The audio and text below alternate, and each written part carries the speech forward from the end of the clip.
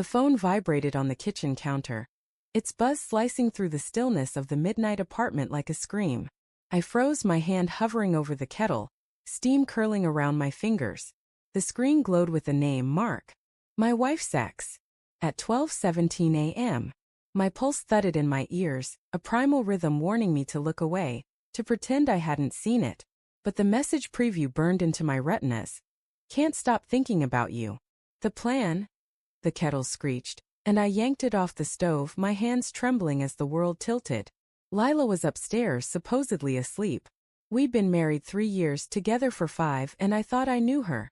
The way her laugh crinkled her nose, how she'd hum jazz tunes while cooking, her fierce loyalty to me, to us. But that name Mark was a ghost from her past. A man she'd sworn was irrelevant. A chapter closed before we met. Why was he texting her now? And what was this plan? My mind churned, conjuring excuses. A wrong number, a misunderstanding, a harmless catch-up. But the hour, the secrecy, it gnawed at me like a splinter under skin. I set the kettle down, the metal clinking softly against the counter. The apartment felt too small, the air thick with the scent of chamomile tea and something heavier, doubt. I glanced at the staircase, half expecting Lila to appear, her dark hair tousled, asking why I was up so late. But the house was silent, save for the faint hum of the fridge. My fingers itched to unlock her phone to read the full message, but guilt stopped me. We trusted each other, didn't we? The next morning, Lila was her usual self, sipping coffee at the breakfast table, her green eyes scanning her tablet. "You look tired," she said, her voice soft but edged with concern. "Work stressing you out again?" I forced a smile, my stomach twisting. Couldn't sleep. Kept thinking about stuff. The lie tasted bitter. I wanted to ask about Mark, to demand why he was texting her at midnight, but the words stuck in my throat. What if I was wrong? What if I sounded paranoid, accusing her of something she hadn't done? Instead, I watched her, searching for cracks in her calm. A nervous glance, a too quick smile. Nothing. She was perfect as always. Days passed and the text haunted me. I started noticing things I'd brushed off before. Lila's phone was always face down now, her passcode changed last month, just because. She'd been working late, claiming deadlines at the gallery where she curated exhibits, but her stories were vague: meetings with clients, drinks with colleagues. I'd nod, swallowing the unease, telling myself I was overreacting. But then I'd see her typing furiously, her face lit by the screen's glow, and my chest would tighten. One evening while she showered, I couldn't resist. Her phone sat on the coffee table unguarded.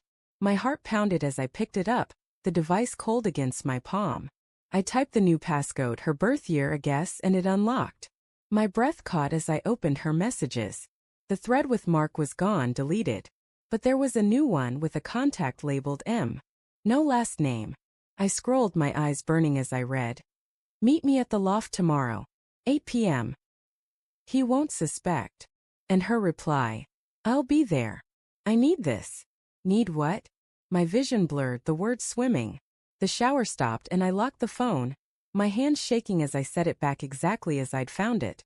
That night I lay beside her, her breathing soft and steady, while my mind spiraled. Was she cheating? Planning to leave me?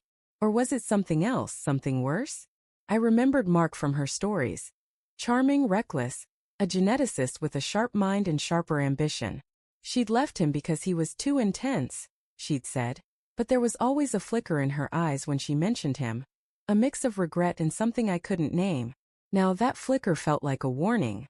The next evening Lila kissed me goodbye, her lips cool against mine. "Late meeting at the gallery," she said, her smile effortless. "Don't wait up."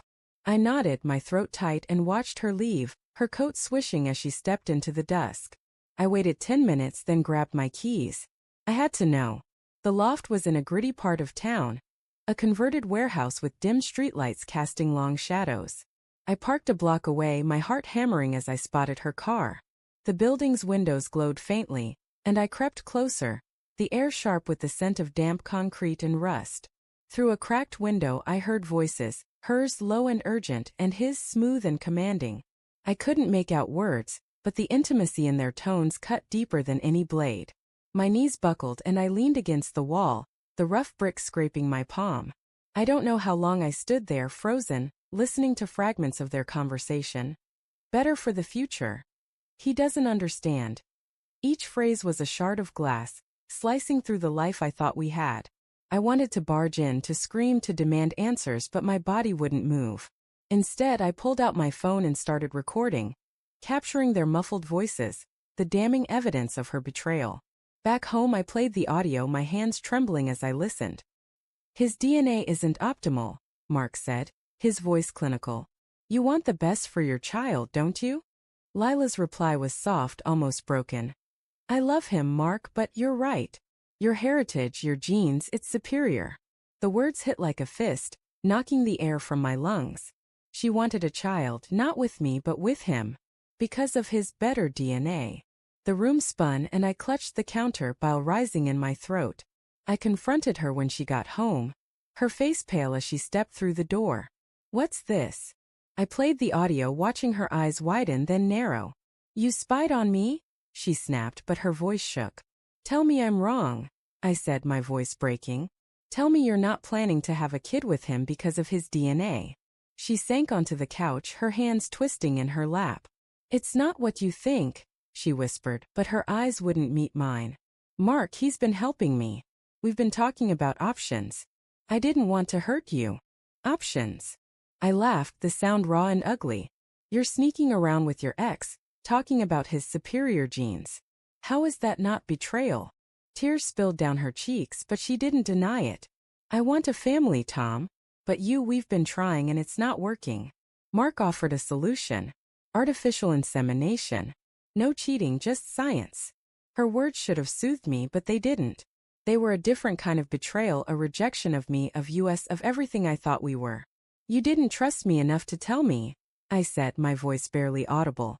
You chose him over me. She reached for me, but I stepped back, the distance between us a chasm. The audio still played in my mind, her voice agreeing with him, choosing his heritage over our love.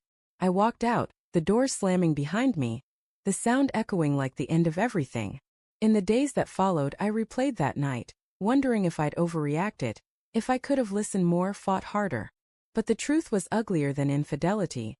Lila had weighed my worth and found me lacking, not in love but in biology. And that cut deeper than any affair.